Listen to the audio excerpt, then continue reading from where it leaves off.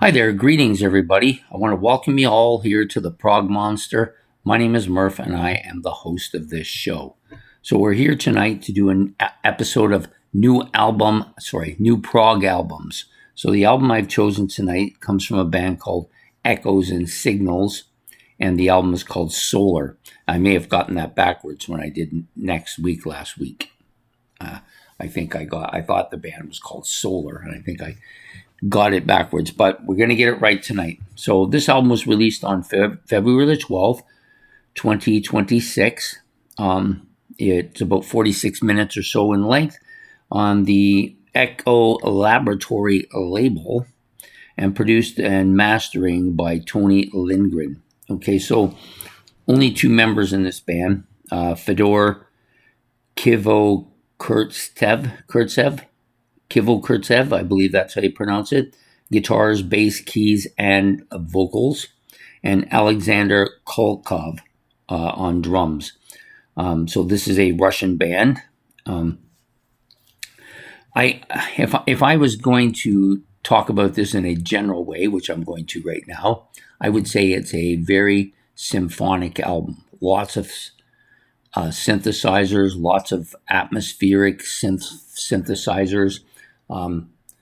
It does have a space element to it, but I wouldn't call it a space rock album. It's definitely symphonic in nature. Definitely a little bit of prog here, some metal at times on the album. There's hints of that. Acoustic is a lot of distortion, though. Probably more than a lot of bands. When I say distortion, I don't mean like Jimi Hendrix either. I'm talking about difficult to follow. The voice has been either fed through the synthesizer or so much synthesizer background, it's getting a bit muddled. It's a little bit hard to follow without reading the words. Fortunately, this one did come with the words, but the vocals are pretty good. I think he has a decent sounding voice, but there's a lot of synthesizer feed here, so they may be hiding a lot of stuff here. It's hard to say. Anyways, there is some guitar stuff here. It's not a dominant. The guitar and the drums and the bass are all here. You can hear them, but they're not dominant. They're not forward in the mix at all. But they are noticeable. The guitar solos are okay. Some of the acoustic stuff is hard to tell if it's an acoustic guitar or some type of keyboard. But overall, it's a pretty decent album. I wouldn't call it a great album, though. But there wasn't anything here that I found offensive or just terrible or anything like that. Most of the stuff was passable. So it starts out with the first track, which is called Eternal. This is a pure instrumental track. It starts with a kind of bit of a water sound, some spacey void sounds going on here. The vocals here are angelic, but they're wordless type vocals. It's more like angel singing type thing. A very atmospheric, symphonic instrumental. That's just pure and simple. The next song up is a little bit longer. So that one was a couple minutes. This one's 7, almost 8 minutes in length. So quite a bit longer. Also very symphonic. So it starts out with a symphonic synthesizer dominated sounds, and there is some heavy guitar that starts to come in, kind of a riff. It's a bit sporadic. It's not continuous. It's not as much continuous. It does slow down and become a bit of a classical symphonic sound. Basically, you don't get that metal guitar sound. The vocals are deep, clear, somewhat raw with some nice synthesizer feel to the background on this particular track. So this is one of the better tracks. The guitar picks up, the vocals become more symphonic-like as it goes along and then become a little bit muddled. And this is where you start to get a lot of that.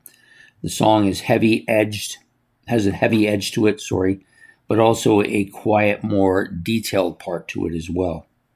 Some spacey feel to it, but not overly. It's not dominated by that. There's some guitar and some clear, deep guitar parts. A bit of a more Eastern picky sound that dominates in this track as well. The song does pick up, getting heavier, more guitar, more hammering at the guitar parts here. I would say this is one of the heavier guitar songs on the album for sure. Also, one of my favorites. I think it actually might. Yeah, it is actually my favorite track on the album. Next song up is Echoes and Signals. I believe this is, yeah, song is Echoes and Signals, so titled after the group. It's got a bit of an afterglow, spacey key opening. A bit of a low-end guitar, so it's not forward as much as some of the other guitar is on the album. Album becomes more detailed with as it goes along, and then you have some nice guitar sounds towards the back half too. This vocals are smooth, a little bit on the catchy side. This is not a bad track. So we go to the other side here. I've got a total of 5 tracks left. So it's only 8 tracks in total, I believe, on the album. 8? Yes, just 8 tracks in total on the album. Next track up is Wake Me. About 6 minutes in length. Melodic, low range. Some nice piano and keyboards here, but very low range. So he's not pounding on them, and they're not forward. They're just like light, almost light, I guess. Piano light, we'll call it. Okay. The percussion sound with this talking kind of, it's kind of a little bit distorted kind of voice. It's not easy to read, and it's more like he's speaking than it is like he's singing. It does become a bit more symphonic as it goes along. The drums kick in around about the 2-minute mark. The backgrounds as background sound, some distorted heavy guitar parts. Yeah, pretty heavy. Becomes heavier as all these kind of mix together. So they're just like they're adding stuff, and then they just kind of throw it all together. Not that great of a tune though. It's not as memorable. Most of the rest of the songs are not as memorable either, except for one, which I'll get to when its turn comes up.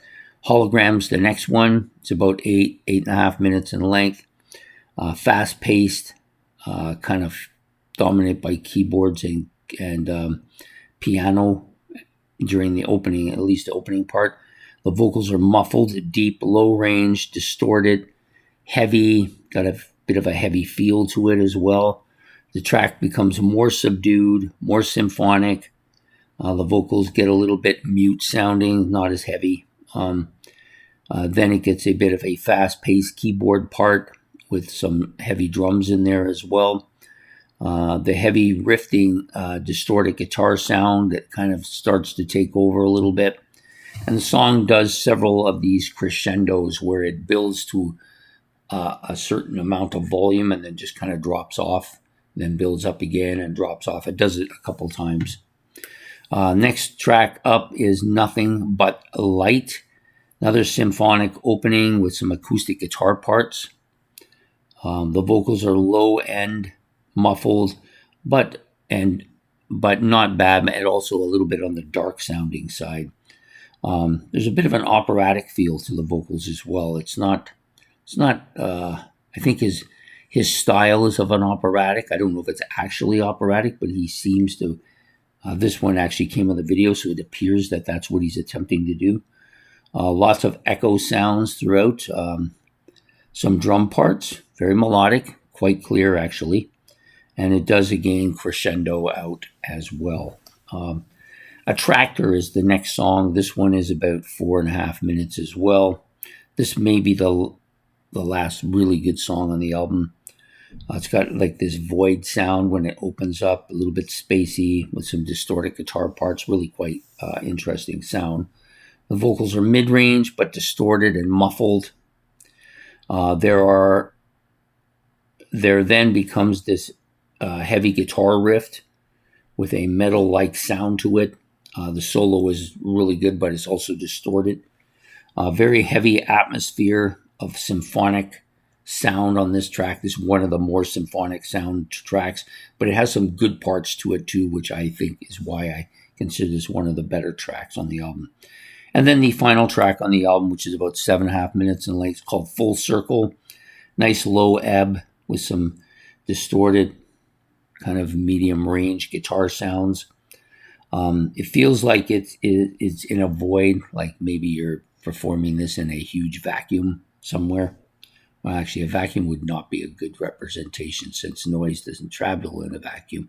This is more like a big vacuum is kind of auditorium sound, not the vacuum of space. Okay, so it slowly picks up steam with some drums adding in there. Another fast, heavy drum part. Kind of some really beefy guitars on this particular track, among the beefier guitars throughout the whole album. It does return to a less aggressive part, then it kind of rises again, so crescendoing out. And it's a decent enough song, but nothing great here.